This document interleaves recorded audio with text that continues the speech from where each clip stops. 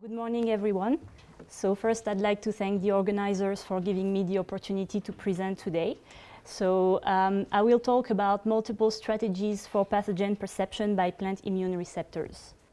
So plant diseases have a major ecological and agricultural impact, and I wanted to illustrate this with these examples. So for instance, here you can see the damage caused by Phytophthora ramorum on southern oak. It's the southern oak death disease on tan oak trees in North America. And this disease is also present in Europe, so you can see all this ecological damage. Here, another thing that I wanted to show is this particular disease called olive quick decline syndrome by the bacteria Xylella fastidiosa. And this is a disease that cannot be cured, and it's affecting olive trees, and it's becoming a big problem in Italy because it's killing all the olive oil trees, even the ancient ones. And as you can see, like historically, the plant diseases have also caused famines, such as the Great Famine in Ireland in the 1840s. That was due to the Phytophthora infestans pathogen on potatoes. And finally, like plant diseases are causing a lot of problems on cereal species and are threatening global food security. And here I only show you the effect of the rust diseases on wheat. And here the pathogen that I have studied extensively, which is the rice blast disease caused by Magnaporte oryzae, which is a fungus. And so as you can see, these diseases impact yield.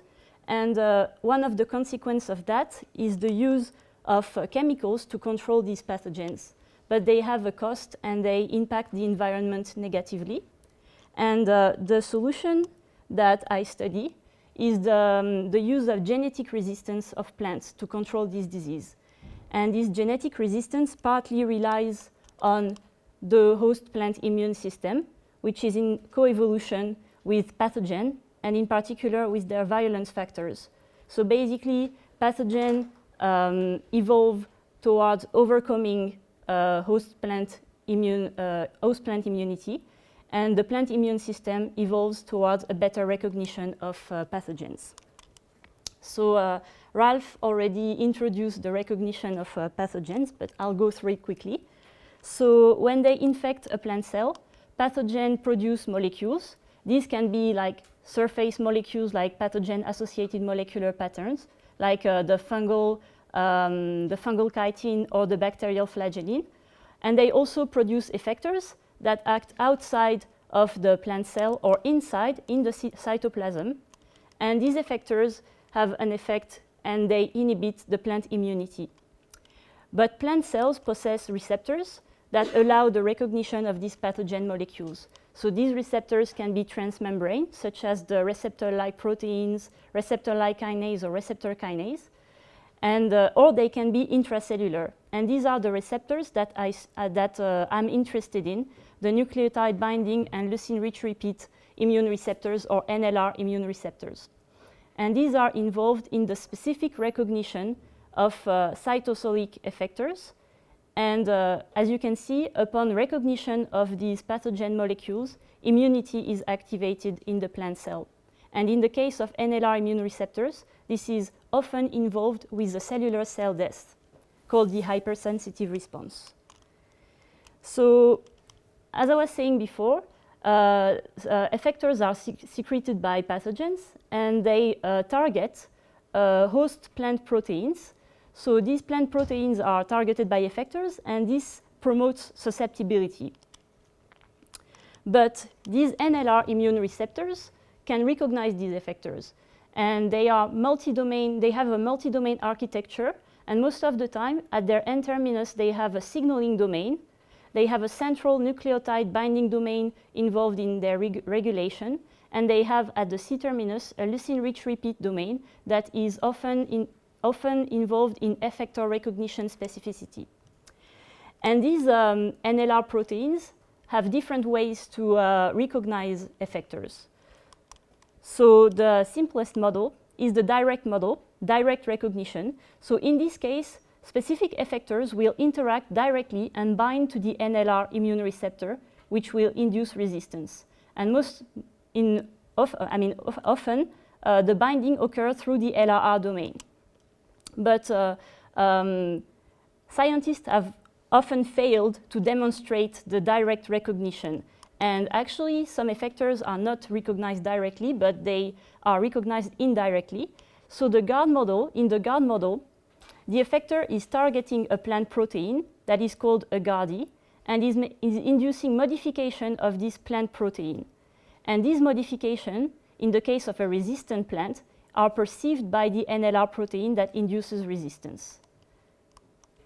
The Decoy model is another indirect recognition model. So in here, plants have actually evolved decoys for the target, so by duplication of genes. And so these decoys trap effectors. Effectors are going to modify these decoys, and these modifications will be perceived by NLR resistance protein.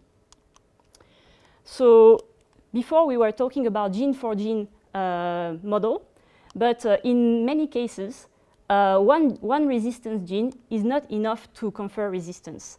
And during my PhD, I have studied pairs of resistance genes that are required to recognize effector.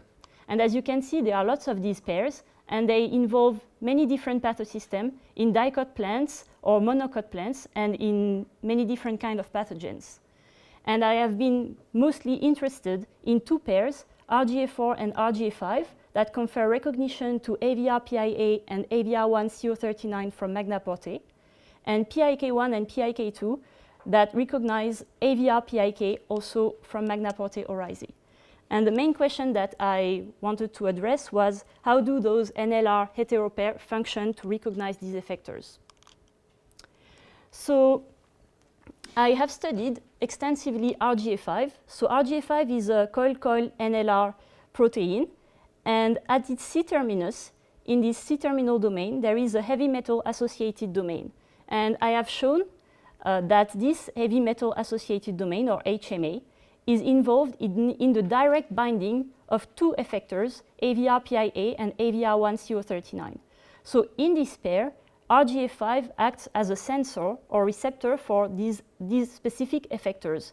And in this pair, RGA4 is inducing the signaling pathway and the cell death that occurs upon recognition of these effectors.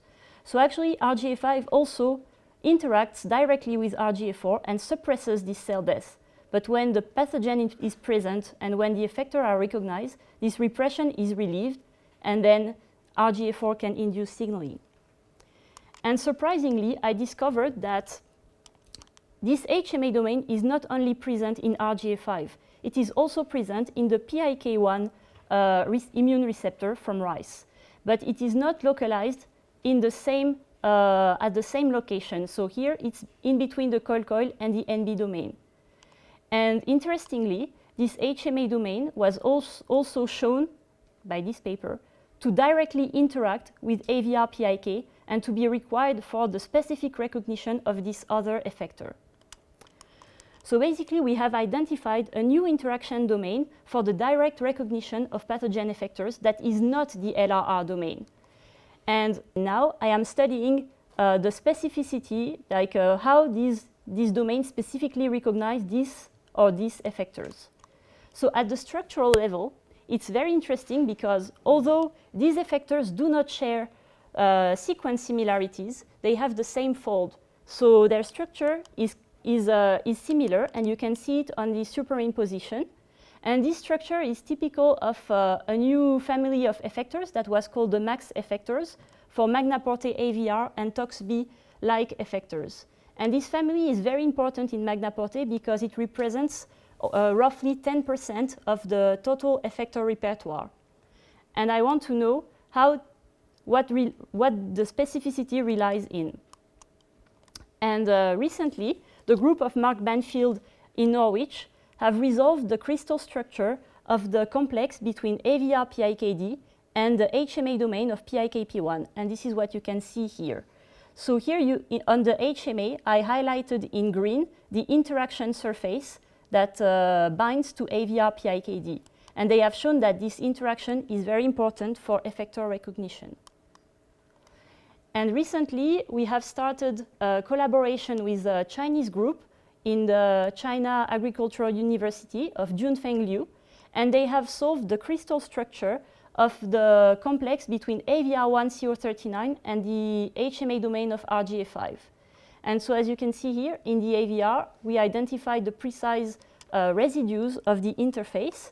And by mutating these residues here, I was able to show that this interface is very important for the recognition of AVR1CO39, because as you can see, these mutations do not interact with this domain anymore. And when they don't interact anymore, we lose the complete resistance that was observed here with the wild type AVR1CO39. But if they still, so for instance, this mutant still interacts in yeast 2 hybrid and still is recognized by RGA4 and RGA5. So now that we identified at the structural level the precise interactions, we can compare them. And this is very interesting because, as you can see, by superimposing the HMA domains here, you can clearly see that the surface that binds AVR1CO39 is not the same surface that binds AVR-PIKD. And this is important because, we hypothesized that by engineering this HMA domain in RGA5, we could create a mutant that would recognize AVR-PIKD. So basically, by replacing this interface here, we could create a mutant that would recognize multiple effectors. So that's what we did. So this is an alignment of PIKP1 HMA and RGA5 HMA, and I highlighted in green the AVR-PIKD interaction surfaces. So what I did is I created 3 independent mutants, M1, M2, and M1, M2. So in the M1 mutant, I replaced in RGA5 these residues here. In the M2, I replaced only this part. And in the double mutant, we replaced the entire interaction surface of AVR-PIKD. And we tested if these mutants interact with AVR-PIKD and with the other effectors in yeast 2 hybrid. And also we used the heterologous system Nicotiana-Bentamiana to see if these variants of RGA5 can recognize those effectors. So here in the yeast 2 hybrid, you can see that AVR-PIKD, as expected, interacts with the HMA domain of PIKP1, but does not bind to the HMA domain of RGA5, the wild type 1. But by introducing the M1 or M1-M2 mutation, we were able to show the binding of AVR-PIKD to the RGA5 HMA mutants. But the M2 mutation does not contribute to the binding. We also tested the C-terminal domain of RGA5 that contains the HMA.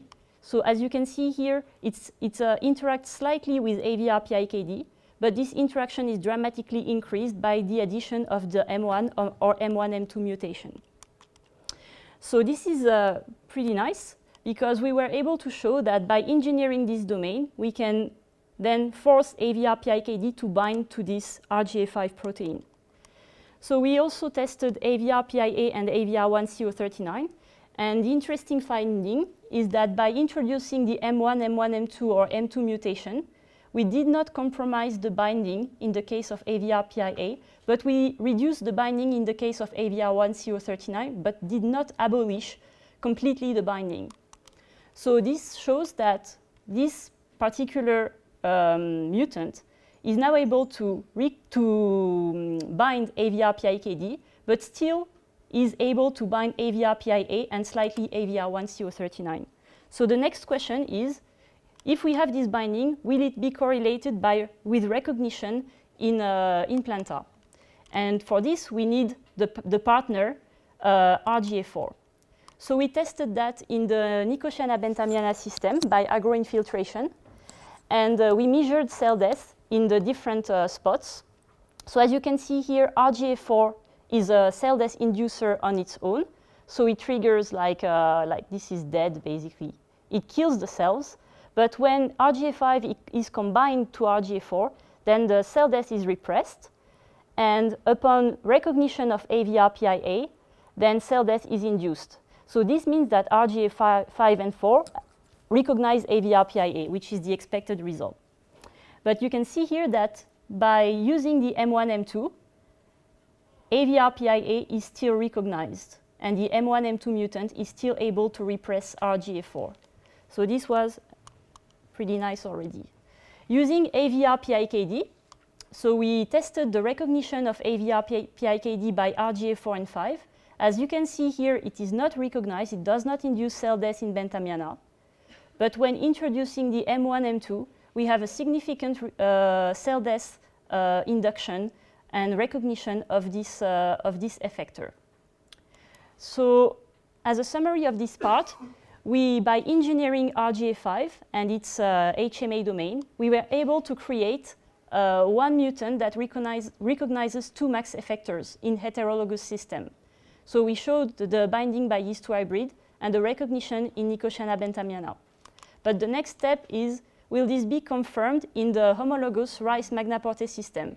And these are ongoing experiments. We are generating T1 transgenic lines of rice that express these together with RGA4, and we will then inoculate these transgenic with magnaporte strains that possess these effectors. So this is interesting. I talked about the HMA, but what about potential other domains integrated in NLRs? So by screening, by looking into all the different pairs during my postdoc, I was able to see that in each of these pairs, there is at least one NLR that has an integrated domain. And as you can see here, these integrated domains, so these supplemental domains, are diverse. So they are not all HMA. They can be Rin4-like, Werke, or other type of domain, protein kinase. And this is interesting, and we wondered, how about other NLRs? So the first thing that I did is that I looked into the RGA5 and the RS1 family. So RS1 is another NLR from Arabidopsis, and that also has an integrated domain. So I looked in RGA5 and RS1, and I aligned all these different homologs, and I could see that up to the HMA domain, there was a good sequence conservation between these homologs. But if you look beyond that, then you can see that many different types of integrated domains are substituted to the HMA domain. So these are all variable domains. And surprisingly, these integrated domains also belong to protein families that are involved in plant defense. So this was the foundation of the integrated decoy hypothesis. This hypothesis stems from the observation that we have these integrated domains that are targeted and recognize different effectors in NLR proteins. These NLR with integrated domains are widespread, so they exist in almost all flowering plants. So it's it's big. And by doing genome-wide analysis, these authors were able to identify more than 250 different integrated domains, and to show that they belong to protein family that are involved in immunity and often targeted by pathogen effectors. So we were able to show another way for NLRs to recognize effectors. We call it the integrated decoy model.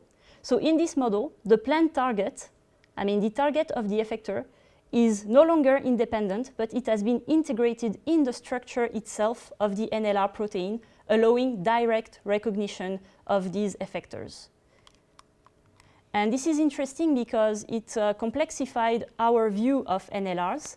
So now NLRs are not just like N-terminal, central domain, and C-terminal domain, but other domains can be integrated at different locations within these NLRs. So it shows that the modular architecture of NLRs offer a flexible platform for the evolution of diverse strategies to perceive pathogen effectors. And it also shows that integrated domains are useful to predict previously unknown effector targets in plant cells and potentially identify new immunity-related genes in plants. So how is that? So let's say you have many different effectors that you know or you have predicted. For some of them, you might know the plant target protein already. And by looking into NLR with integrated domain, some NLR ID might have an integrated decoy domain that has homology to these targets. And even sometimes, in the case of, for instance, AVR1CO39 and RGA5, you will see that the effector is directly recognized by this integrated decoy. What if you identify all these NLR ID in silico, which has been done, and you can identify then many different integrated decoys that are very diverse. And this will give you information of potential targets of effector proteins. So you can then predict new immunity-related proteins that can be defense proteins, or as Ralph was saying, maybe susceptibility genes. And then it's up to you to do your molecular analysis of these immunity-related proteins and maybe create plants that are more resistant. And you can also, by doing, for instance, screening, you could also link the target to the effector and then identify the effectors that are targeting these proteins. So another interesting thing with these NLR ID is what I have been talking about today, is engineering integrated decoys could potentially extend or redesign NLR recognition specificity. So I again show you the example of an effector recognized by an integrated decoy.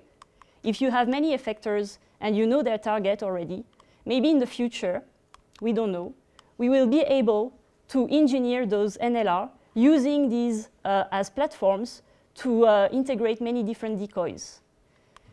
So this could, in the future, allow to engineer novel disease resistances, maybe against pathogen with no cure yet, I don't know.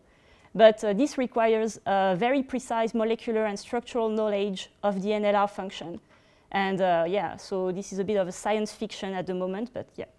And another problem is this relies entirely on the transgenic like technology. So will it be accepted socially is another question.